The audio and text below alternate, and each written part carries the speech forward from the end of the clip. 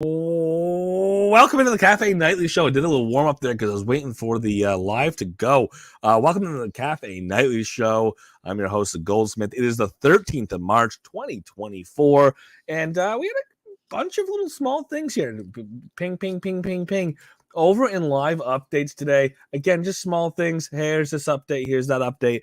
But I have been a little bit behind in kind of propping this up. We talked about the idea that we do have a in-game chat. It's been there. It's been there for a while. It's been there for a year and a half. Nothing new there. They've done some expansions, changed some things. We have a general over there, and Upland's really starting to push or trying to push some conversation over into that general, both from people in the Discord crowd as well as people who are in game who never use Discord.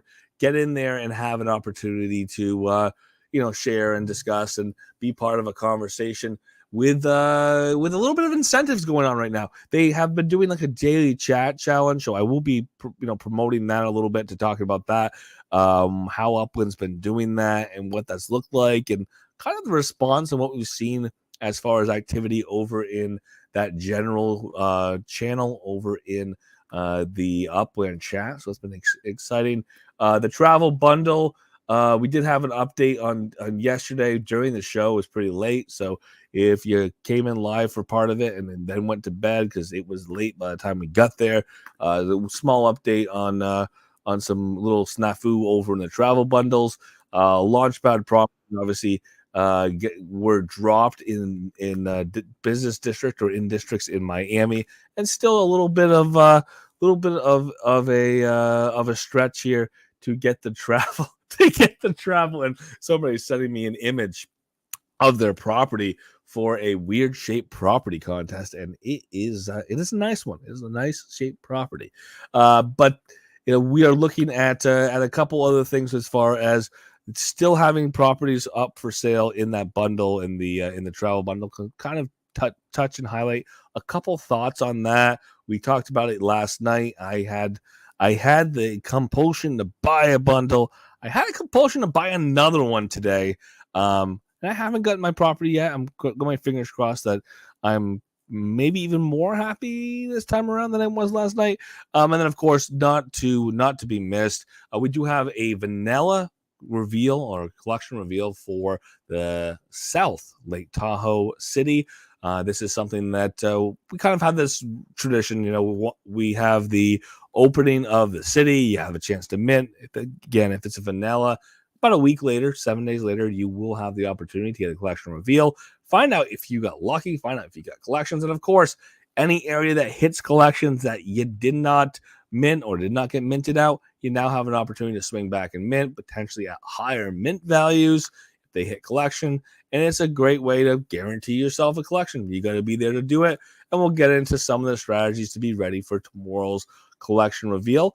And, of course, we can't miss the last couple days here of our frost season. So going over how to maximize the last 2 or 3 days of frost season. There is an ornament contest that is continuing on that has some decent prizes to it. So that is a reminder there. And we'll get into what else to look forward to as we are ending the frost season.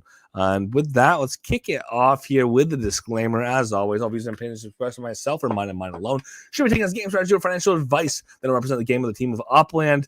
And, of course, any guest contributors who we do have on, they have their own opinions. They're welcome to them. They don't represent the game of Upland, the team of Upland, the Cafe Night of the show, myself, the Goldsmith, or should be taken as financial or game strategy advice. Easy enough. Get that out of the way. Get right on to something that I missed. And something that I missed yesterday with everything else going on was not going deeply enough and slowing down and taking a couple seconds with all of the additions here, all of what we got for additions for our frost drop, for our frost season pass drop. Might as well look at those and highlight those again. This was the last drop of the first season that we had these seasons passes. This is a new cosmetic opportunity. Again, if you want to see your own Block Explorer a little differently, if you want to have other people see your Block Explorer differently as it floats around Upland, if you want to be able to use different property card decorations, this is how you can do it. It does cost money. It is a USD, and they're non-NFTs. So ultimately, it is a cosmetic enhancement only. And this is the last one of them. This is the last one of them for this season. The last drop did happen yesterday, but I just did not get in there and look closely enough with it. So for those of you with eyeballs on, opportunity to take a look at a couple of these things that dropped yesterday, and of course, you have a little takeaway on it. It was interesting to see that many people who were not in the week 1, 2, 3, 4 actually did come in later weeks,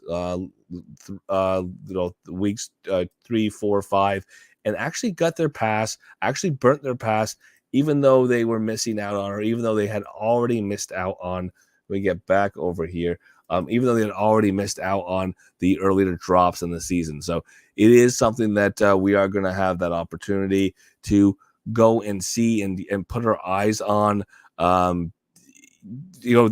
had happened this season. Obviously, you can't go back. You can't rewind the clock. You can't get in on the first drops here, because again, they're non-retroactive when you do buy that pass. And of course, if you buy the pass and try to burn it now, guess what? Too late. Cannot burn that pass any longer for drops. We're past the last of the drops for the season. So right up front, let's take a look over here. What did we get this week? So we did get this right here. As you can see, is little shamrocks dropping on top of my pumpkin. So that is one of the drops for this week, or yeah, is a drop for this week. We had a couple other drops that we had early in the week that I like for the animations here, obviously. But you can see this now. Look at that. But shamrocks, that's appropriate for the next couple days. Come on down here. Let's take a look at our other drops for the week. We did get all the way down here some nice property cards. Look at that. Lucky Field, Frost 2024. And this one right here, City Snow, Frost 2024. And I really like this one because not only is it an animated background, it's an animated background, if I go and look at it, that actually looks something similar to the concept of if we were looking at an MV motor driving down the streets in an animation that I could imagine being in a immersive version of Upland, either in a Layer 2 game or in a racetrack at some point in the future, because Upland obviously has added and changed some of the way the street level graphics look in racing, and maybe just maybe that's some way a indication or something that to look forward to is looking more like the roads here in Upland. So that's kind of exciting that did happen. Again, just a cosmetic thing, just something for people to look at. But there it is. I'm going to turn mine on and have it on. And I did miss it yesterday, and it's definitely worth going over. If you are participating, obviously, this was a last drop. You did get your badge for the season, and depending on how satisfied you were, or if you felt that it wasn't exactly what you had signed up for, maybe you choose not to. Maybe you do. You choose to, if you haven't in the past, to buy into Blossom Season. Again, if you buy it in the beginning, you're going to have that pass for the entire 5 weeks of drops. It's something that, again, if you are interested in it, I would say get in earlier rather than later. That way you get all the drops as they happen throughout the season. And leave it at that basic. Expect the pricing to be somewhere that's similar, but Upland has not made the announcement about Blossom Season cosmetic pass just yet. Announcements, again, no official announcements today. Just this week, exhibitor applications, as we discussed yesterday, they're open now. Definitely something to keep your eyes on, and you've got a couple weeks to do it, but not much longer. So definitely do start that investigation process. If it's something that's going to work for you, think about it and put together a good appeal, good approach, and make sure Upland knows that you're serious so that you can get chosen, selected, and for $100 have a booth and a gorgeous backdrop, a gorgeous banner that Upland's going to get made for you, so you can display and put your project up front and center at a booth. Again, your design out there for people to see. And otherwise, we did have the live updates, a couple of which obviously are progressive here. So we did have a couple sales, specifically on this travel bundle sale. We had one very late last night, 11:31 p.m. PT my time, or PM Eastern time, my time last night.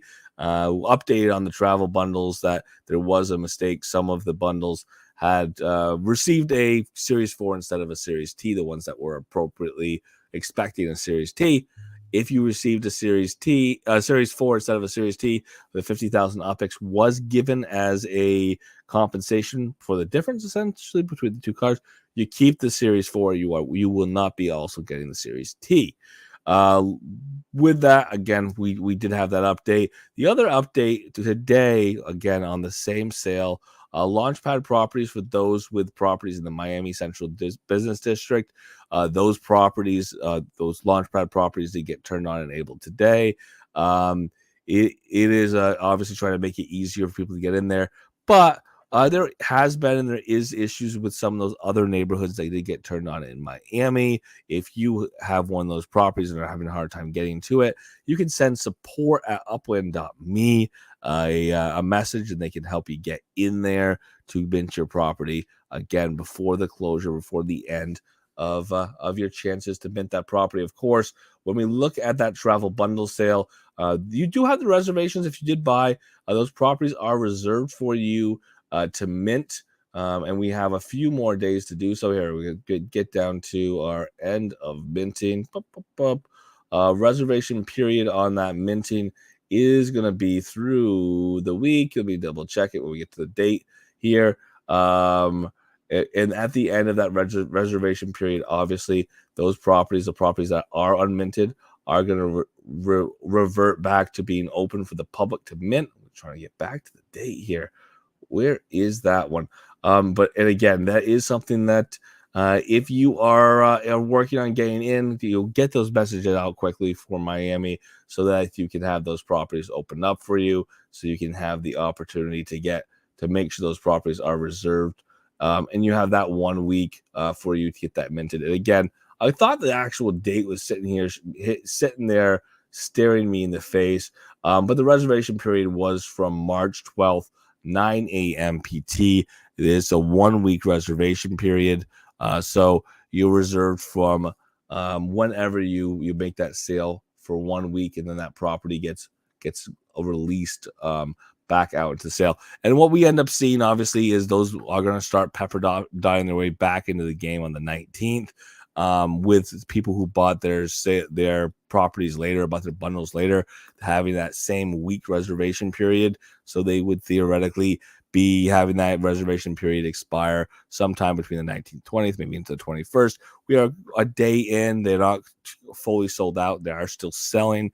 But once they're sold out, obviously, likely going to see that happen at some point. Well, we don't know. But we did get a little more FOMO on these, in that people were seeing some pretty large properties get pulled. People were seeing some pretty nice properties get pulled. And some people went back and bought some additional packs. And then there was one other really interesting thing that Upland missed on this. There was a reserve, or there was essentially an exclusionary reserve that was happening. If you bought one of, for example, the Master Wanderer bundle or the Experienced Traveler bundle, it would go away. It would disappear for you. We've had previous sales where this has been intentional. It is an exclusion to buy another, as opposed to a timer, and instead of having a clock that measures or gives you a certain period of time, a certain amount of time to get back and buy your next one. For example, a 5-minute cooldown, which we've had in the past. But the exclusion was what was happening instead.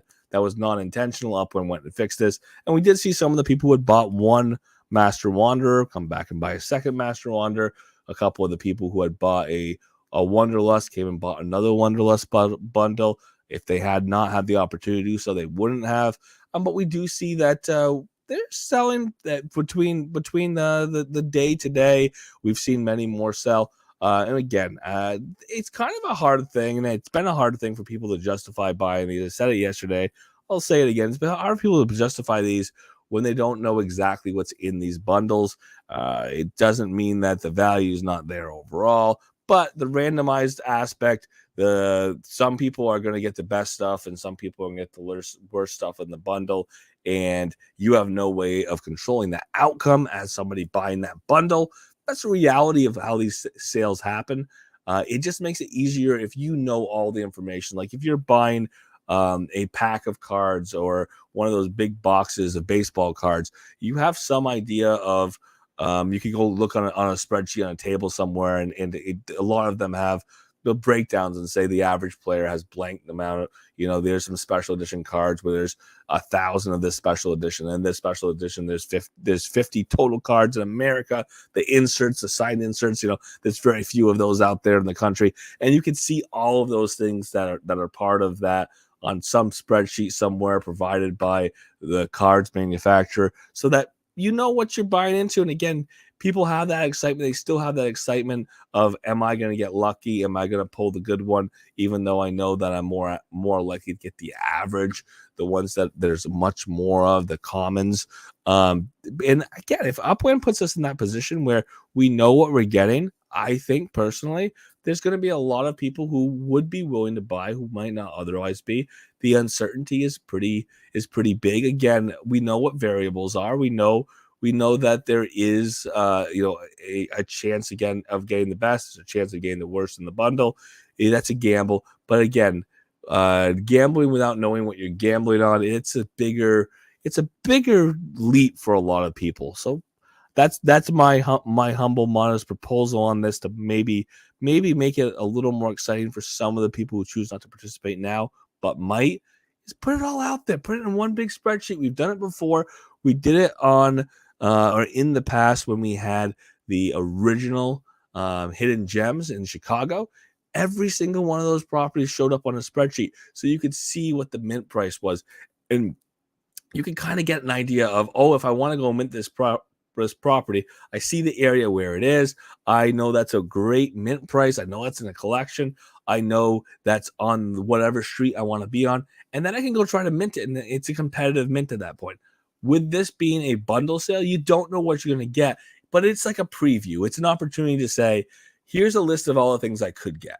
And if 92% of the things that you could get are things you have no interest in, you're absolutely right, Upland. That might discourage people from buying by giving them too much information, but it's not really too much information, because knowing what's actually there, it gives people that opportunity to make an informed decision. And that's the right decision when we have these types of sales. And in theory, if the offering is good enough, if Upland sets the price in USD appropriate to the richness and the goodness of what's being offered, which, seeing what's being offered and seeing what people have been revealing and seeing some of the amazing things people have been pulling, I can say that, if we do the math at a certain point, we could say the average X value of the two properties here in our Masters Wonders is probably blank, and it's probably well in excess of the 1,000 to 1 exchange rate of USD to that Upland uses.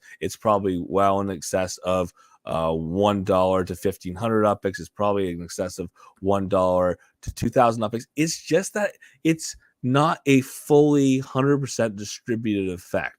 You're going to have somebody who gets gets lucky, and they have 780,000 UPX value worth of properties for $132, and you're going to have somebody who spends $132 and may have less than 132,000 UPX value worth of properties.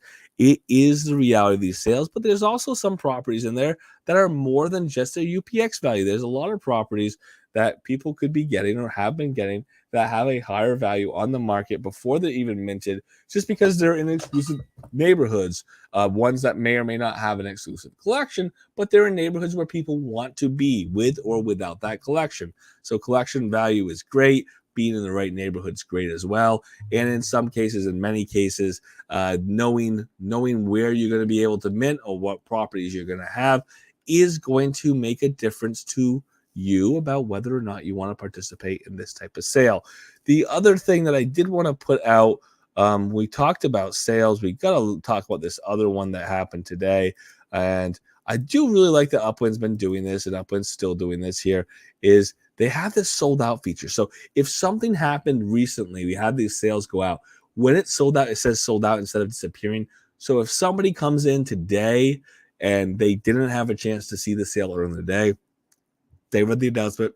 Excuse me. They read the announcement yesterday and they saw that for sale there was going to be these Patty's Party Pack available. They can see that, oh gosh, they're sold out, as opposed to, I don't see them in the store. Did I misread? Is it coming tomorrow? Where are these bundles? So it is great to put them on there, put it sold out status. People can see it.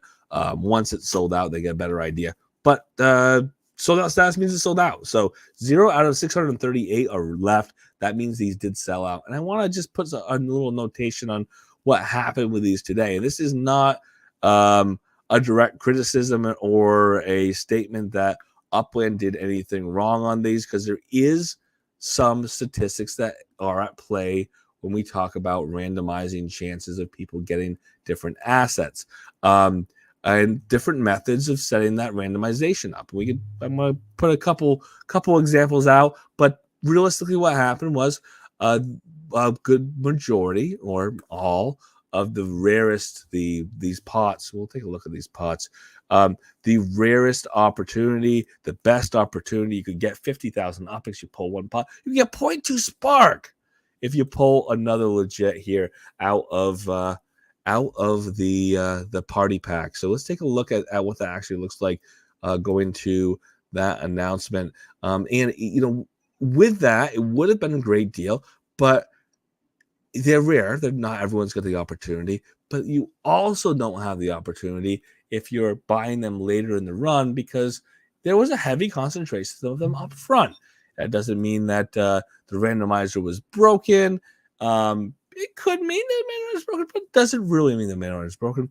It means that each individual draw has its own opportunity of its own probability, its own likelihood that it's going to give me whatever.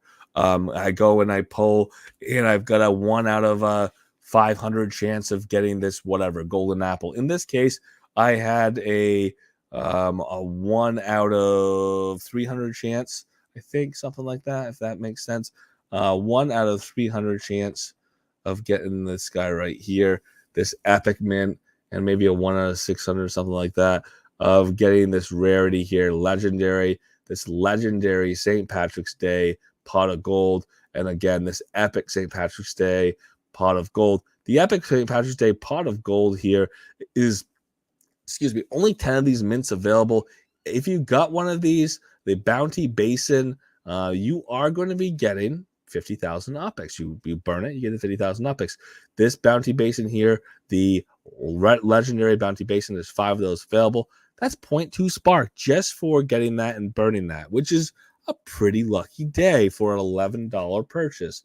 Again, they're sold out, so I'm not getting too much into the purchase opportunity other than to say it's sold out. $12, not $11. $12 sale price. 638 bundles were available. They did sell out today. But getting back to this rarity here, the best pieces here, that one of the draws was one of these, the epic Bounty Basin or the legendary Bounty Basin, both being a strong level of appeal, both potentially bringing people in to buy that might not otherwise buy, because again, 50,000 OPEX for $12 doesn't sound like a bad deal. 0.2 spark for $12 doesn't sound like a bad deal. Again, just like with the property sales, just like with that travel sale, it is randomized. It is a chance. It is a gamble along the way here. But what is not a gamble is if you know that all of these are gone, you have 0 chance. So I could guarantee if I'm buying towards the end, which happened today, I'm buying after 50% have been sold out, but all of these have been spoken for, I'm going to get none of them. It's not an opportunity. However, you still have this stuff in here. You still had the rare and the scarce legits. The block explorers were still in there. It's not like you get to the end and there's nothing but the commons. In this case, Upland called their commons scarces. Little fun there to term those as scarce. Realistically, they are still scarce because there's only 200 of each of them per whatever Upland standards they're putting out on these rarity scarcity list. But we've got 200 of the scarce of each of the scarce. We got 100 of each of the rare. We had 100 of each of the block explorers. So those were still in there and available. It's just that when you got later on down the line, you didn't have this legendary, you didn't have this epic. And again, think about it this way. If I am pulling bingo balls out of a bingo ball basket, you go spin around and boom, boom, boom, and then every fifth revolution, you just had the ball drop out. There's what I have to do my research here because I should know this analogy. I play bingo every once in a while. I like the old ladies as much as the next guy. 74 survey says I don't have the number. 74, 75. I think 75. With that number of balls, we have the same number of B, I, N, and G and O. However, if I go and pull 40 balls, it's possible in 40 balls out of the 75 balls that I pulled all the Bs. It's possible that in 35 pulls, I've pulled all the Bs. I see this in bingo. You're next to that little old lady, and she's trying to get her 5 O's, and there haven't been 5 O's called yet. And you get your bingo on the 20th B called, and she looks at you real ugly, like it's your fault, and you didn't do it. It wasn't you. It was just that each ball pull was independent. The ball caller is not doing anything to try to get more of the B's pulled for you than the O's for the little old lady sitting next to you. It's that each of the individual pulls is independent. And what's kind of interesting with the statistics, with the likelihood here, is when that last B gets pulled, there's a 1 out of however many balls are left, 1 out of 40 chance that that's going to be a B. Whatever it is, a B7, for example, if that's the last one that's left. But there's still a 1 out of 40 chance that any specific O is going to be pulled at that point. If she needs, oh gosh, I'm not going to have this. 69. Here you go. I know that's a no.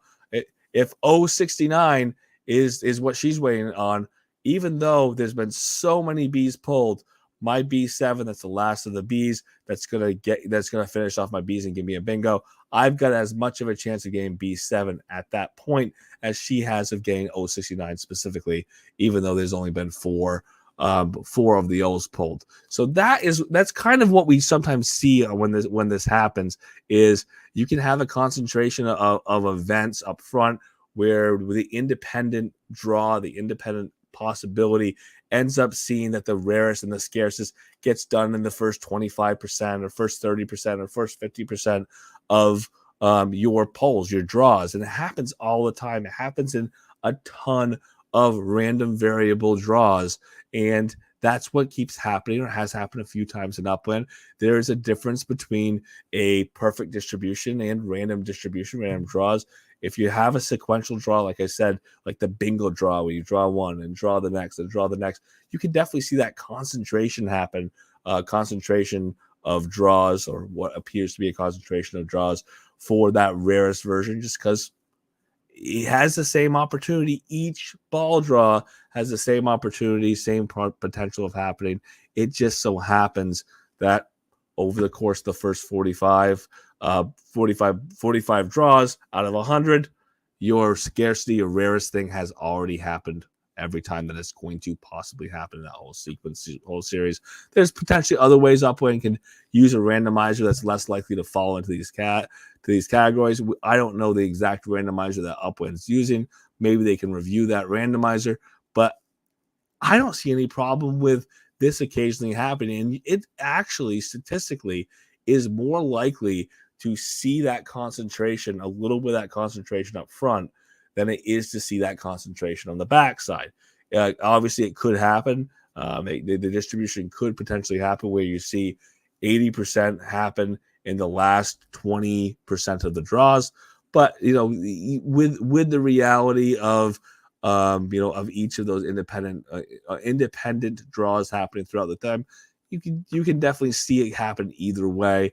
And I'm not surprised to see what we're happening here. But ultimately, if Upland can review and wants to make sure that they have a pretty decent way that these are being distributed. Maybe potentially look at a different way in distribution so that the later draws have some opportunity of getting the higher rarities. For example, batching. So the first 100 have equal rarity. The next 100 sold have equal rarity in there. 2 rarities in the first 100, 2 rarities in the second 100, 2 rarities in the third 100. That's possible for that to happen, and that's something that Upland may evaluate. It's up to them to decide. But again, when we see these sales happen, and I see people start pulling their hair out and saying, "Oh, woe is me! How'd this happen? How'd the first 150 bundles of these get all of these happening?" And they're all upset and they think Upland is wrong. You have to go back and look at the statistics. You have to go and look at the real world anecdotal statistics. Again, bingo is a good example. The real world anecdotal statistics, and say, this type of thing can happen. It does happen all the time. And it is not something, if it's a sequential draw, it's not something that surprises me at all. But with that, I will say that is what happened. If you like me didn't get a good draw and you're later, by the time you're in there purchasing, you might have actually been outside of the ability to get one of these. You may have still been able to buy one of the bundles, but you would not have had the opportunity to get one of these legendary basins or epic basins. But that's ultimately how these things work, is there is an incentive to be able to buy as early as possible. That's why you register. That's why you get lucky. Sometimes that luck is in your favor. Sometimes the luck isn't. Like it generally isn't in mine. You end up drawing towards the end, and you might not have as good cookies on the platter if you're the last person to get to that cookie platter. That's just the way that can happen. But I can report that I bought a couple packs myself. I was able to get all 3 just naturally. You get the scarce, get the rare for the legit, and then get the block explorer, burn all 3, get one of those creepy leprechauns that I don't know why I want it. I said yesterday that I was going to avoid it. It does remind me of the movie Leprechaun. I actually love that movie. Every year, the 17th of March, we're headed right towards it. As we go to St. Patrick's Day, that is on like maybe Sci-Fi Channel, some marathon somewhere that'll be on. It is a horror movie. I would call it a horror comedy. I think people have their own interpretations. One of the greatest films that Jennifer Aniston has ever been a part of. But it is interesting to see me turn around and, after complaining and crying about it, making sure I'm getting myself one of those creepy leprechauns to call my own. But so that did sell out. And we will continue to see these sales. I expect to continue to see them in USD.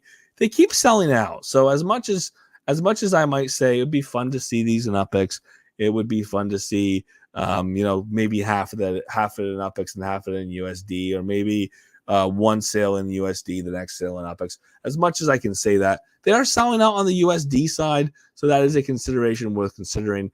And I do want to put the second point out. We know that these sales tend to happen and tend to work by having a secondary market, or they encourage a secondary market. Who profits on the secondary market? Well, that's you and me and anybody who has a meta venture. I don't have one of these Variety Legit shops, so I might profit if I take some of mine and list it in somebody else's Variety Legit shop. But the person who owns that Variety Legit shop is going to profit a little bit as well. These can be sold in USD. These can be sold in UpX. If they're sold in UpX, I'm going to look at the fact that I bought these in USD. I'm going to look at the fact that the market tends to value UpX at a higher exchange rate, more UpX to USD than the 1,000 to 1 that Upland typically looks at it. So I'm going to potentially take my number of 1,500 or 1,700 or 2,000 or whatever I value that exchange rate or that coefficient as, multiply it by what I think the USD market value is, and maybe I'll put it up on the UpX side. And maybe people try to participate and choose to participate on the UpX side and get that burn opportunity without ever spending the USD, because not everyone's in that position to buy for the $12 rightfully so, when people aren't always going to be in that position, and maybe they just choose not to put USD into this particular sale, but maybe they have excess surplus OPIX and they're in that position where they can do that. So that is a great opportunity to actually have a secondary market. It is a use case and a reason for those shops to exist, and it means that me, who's already redeemed, done my burn, and I'm going to get one of those creepy leprechauns. I don't know which one, but it's going to be creepy all the same because they are all three of them pretty equally creepy.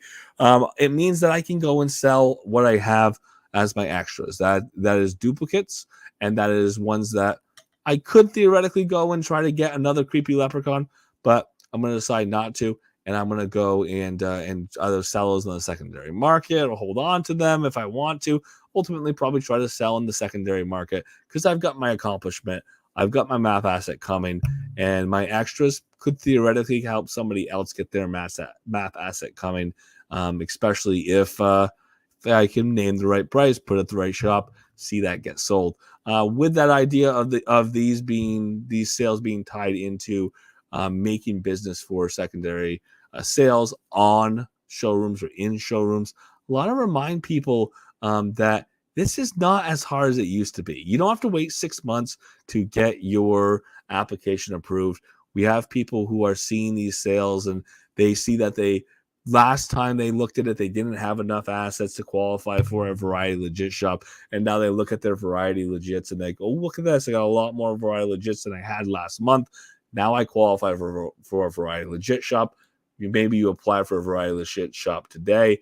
Those turnarounds have been inside the day or inside a couple days for a lot of people. Again, depending on what you're applying for, depending on in what city, the rates and the experience may vary a little bit there. But you have the opportunity potentially to get a shop approved in a couple days. And if I apply today, and there's a couple more days left on the burn, and with a couple days left open to have the burn, and we have my shop approved in 2 days, and poof, up I have the opportunity to list some of these and sell these out of my own shop instead of trying to list on somebody else's shop, hoping that somebody jumps in and approves my things quick enough.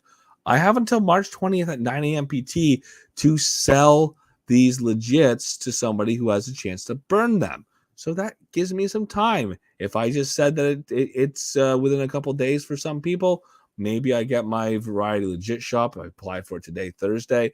I have it by Monday, Tuesday. I still have the opportunity to sell in my own legit shop. That's my appeal. I keep making these appeals every couple days on ventures, but that's my appeal. If you're interested in a meta venture, feel free to get one. Feel free to apply. You just have to be ready to meet the qualifications. Apply at your local friendly neighborhood town hall.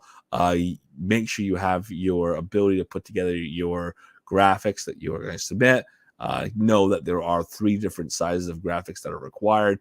So be prepared with that they're scaled appropriately, and that you just know what you want to say, because you got to travel to the city hall. You got to send your block explorer there. You got to type in for the shop description, the shop name, put those assets in. That asset by assets, I mean the images, and submit. And then in a couple days, you may have your own shop. You do have to have a structure already built in order to hold a shop. Different structures required for different showrooms, different shops. But ultimately, if you're looking at these specifically, we're talking about just the standard structures: a small townhouse, a ranch, apartment, Lux Modern, a Lux Ranch. Those all could have the opportunity to build yourself a legit shop, Variety Legit shop. I was going to say map asset, because I'm looking at these map assets right here, which are the reward for the burn. And I'll put one more thing on this burn because it's kind of interesting, and I want to make it appeal or discourage, a little bit of both appeal and discourage on this. So that is one burn, because there's technically 2 burns here. So people could buy for this burn. People might also be buying more fodder than anything for a second burn. So here's our first burn. Our first burn is this combo burn. I burn a rare, I burn a scarce, I burn the block explorer. They're all of the match set here. I know it's a little weird to see this green beer here and then to see just frosty mugs here, but yes, these are the match set here. You got a match set here, match set here, match set here, match set here. Burn those all together. You get that. If I come all the way up, almost there. We're going to get these guys, these three creepy leprechauns. We'll get one of them random allocation. I don't know which of the three I'll get. And that's fine and good. That's a good burn mechanism. Make sure you burn the right number. Otherwise, you could find yourself in a world of regret because you don't get the reward and you also lost the fodder of the beginning burn. But we have one more burn. We have a points burn, a burn to earn some points here. So here's how this the points burn works. For every burn of an old or new St. Patrick's Day block explorer, and again, this is a wait, there's more opportunity here, but wait, there's more. Every burn that you do of an old or new St. Patrick's Day block explorer during this burn period grants you one entry into a drawing for more spark and UPX rewards. 10 lucky winners will each receive 50,000 OPEX. 5 lucky winners will each receive 0.2 spark. I like this. This is the parity. You know, these prizes here from this burn event, it's in parity with these guys right here. Look at those. 5 of these, which are the 0.2 spark. 10 of these, which are the 50,000 OPEX. That's fun that they did it on both sides, both during the sale and afterwards for the burn. And then here's what you can burn. Eligible for the burn points are the following St. Patrick's Day block explorers and legits. So we got a whole list here. Look at that. Burn. There's a whole list there that you can burn. Notice that we've got all these legits from this time around, and then we've got all of these BEs as we go down the list here, and that includes the opportunity to have some historic block explorers be burnt as well. The St. Patrick's Day or the race series last year. We had a race series last year, the year before. Wow, the years just pile on. But last year we had a race series, and we had a block explorer that you could have won as part of that race series.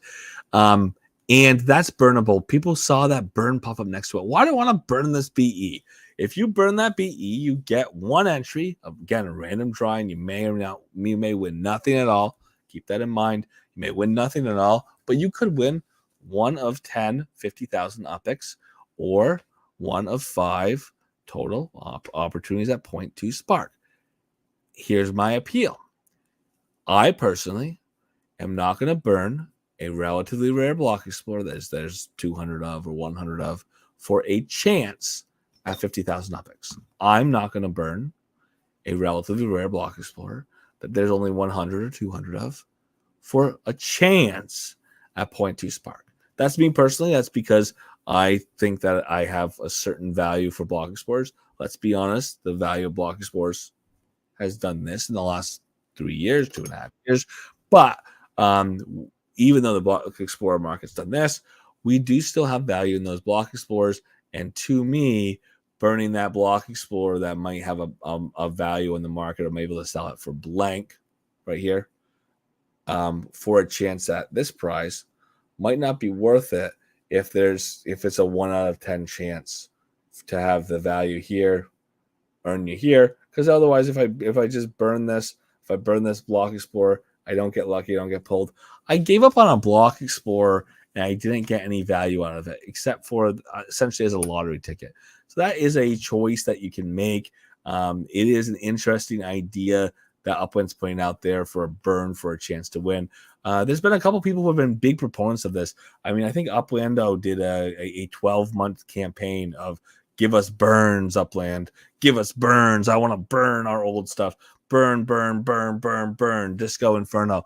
But where he and some other people wanted to see a reduction in the overall inventory of certain things that are out there, assets, NFTs, block explorers that are out on the market that there isn't a lot of utility for. Burn is a utility, so burn for the utility. But what Upland's putting out there with this burn for a chance to win is a way of getting some value out of that. I would argue that there's other ways of getting value out of that asset, holding it and selling it later, or theoretically selling it for whatever you can sell it for today. Whatever you can sell it for today.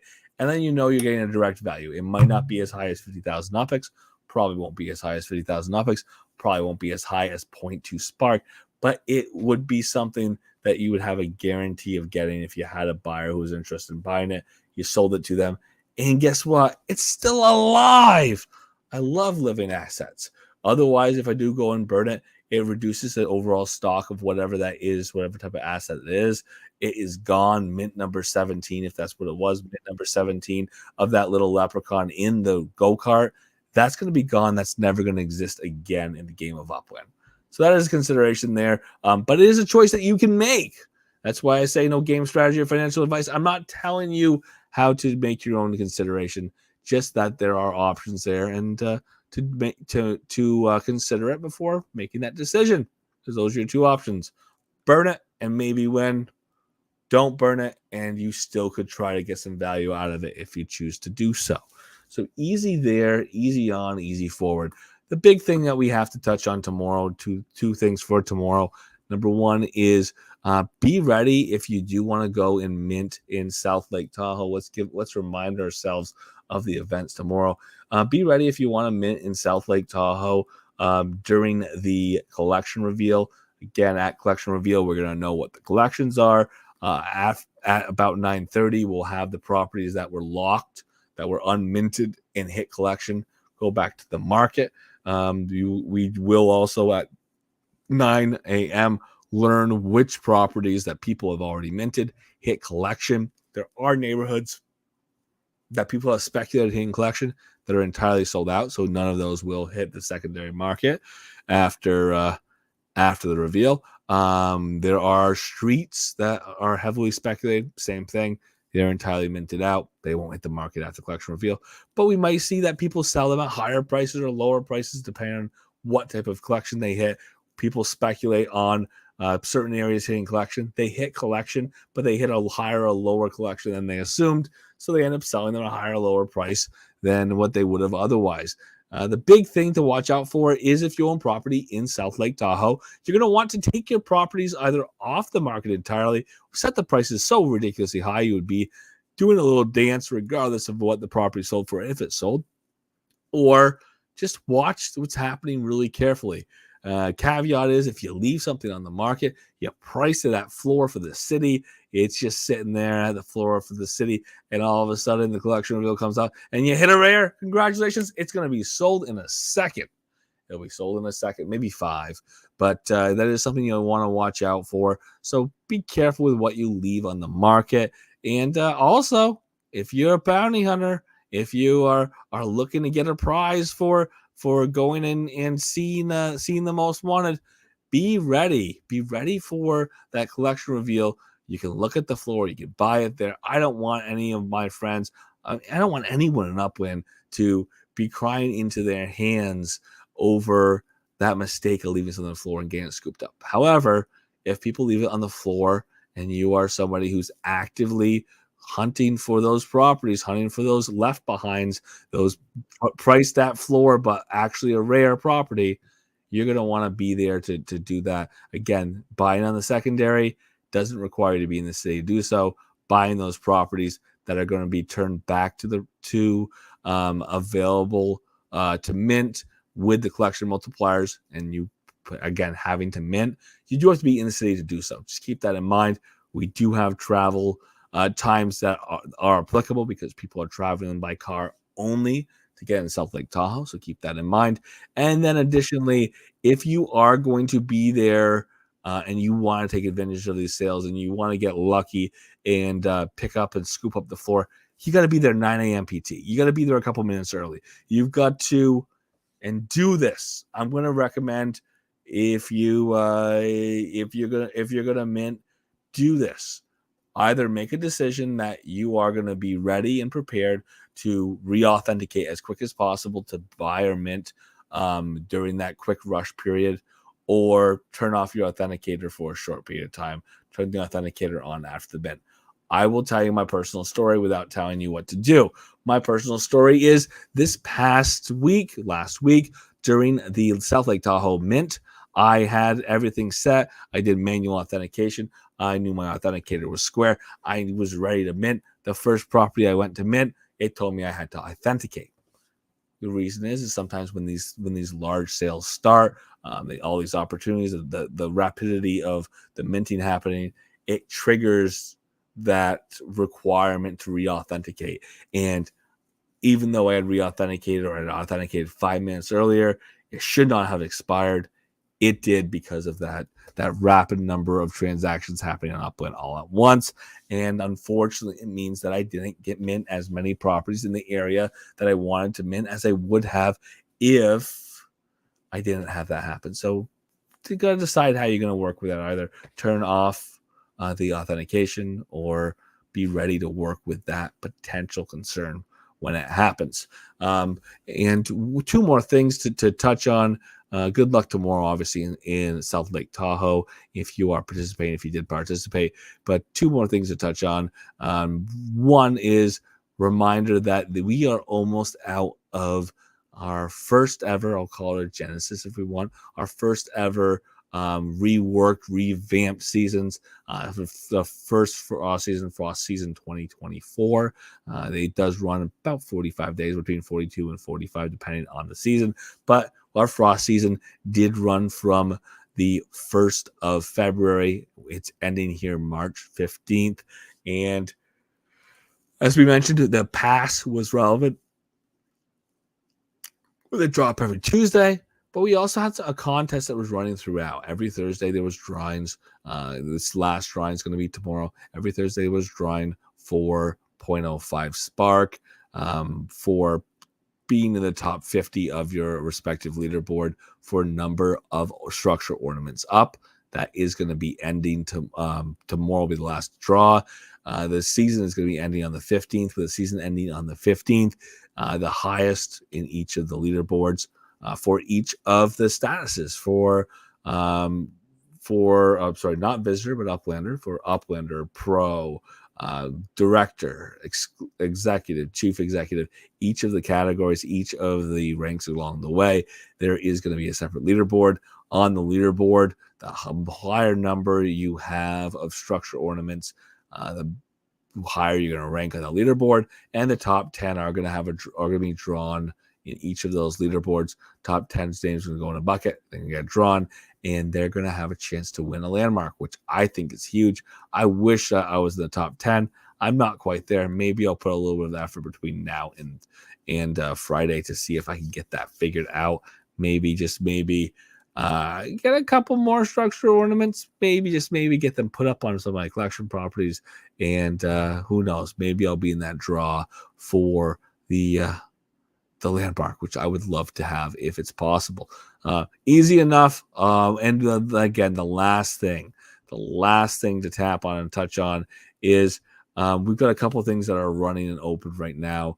We have a limited period on Lake Tahoe, South Lake Tahoe, with the properties that are in our bundles here to either go and mint those, which you do have limited time, and then you'll have a limited time to go and build this for the properties that are in the pass bundle.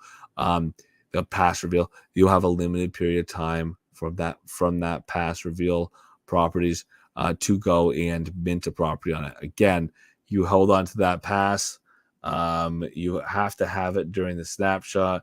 You're holding on to that pass. Here it is, almost there. There it is.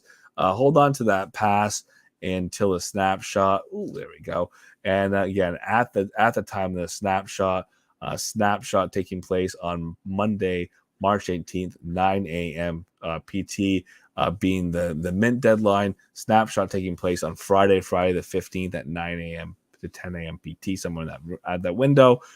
Your window to mint obviously is March 15th through the 18th. This pass is specific to the people who bought it or bought it on secondary.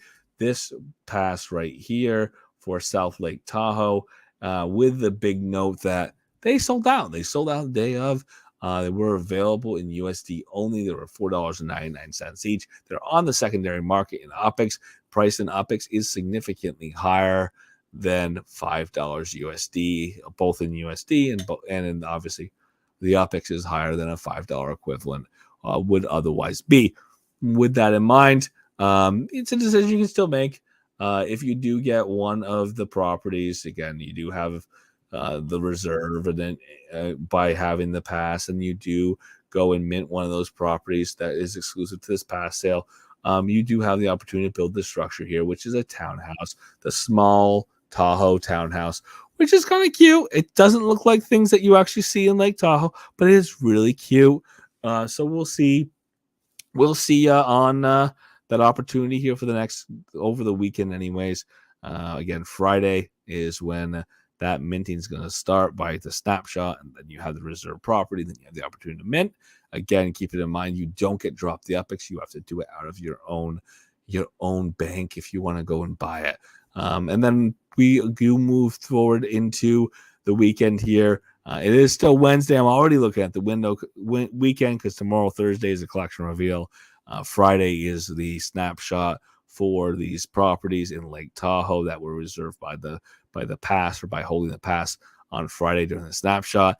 And when we get into the weekend, we'll see what happens next week.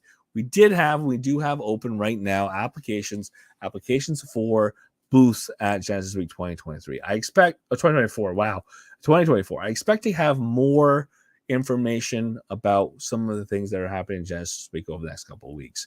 With the hackathon is going to get announced at a certain point. There's going to be a period of time for people to put together their entries, to submit their entries. Their entries have to go through a preliminary for Upland to decide which entries are going to be presenting live and in person at Genesis Week 2024. So that has to take time. So we're going to start getting these things dropping pretty fast.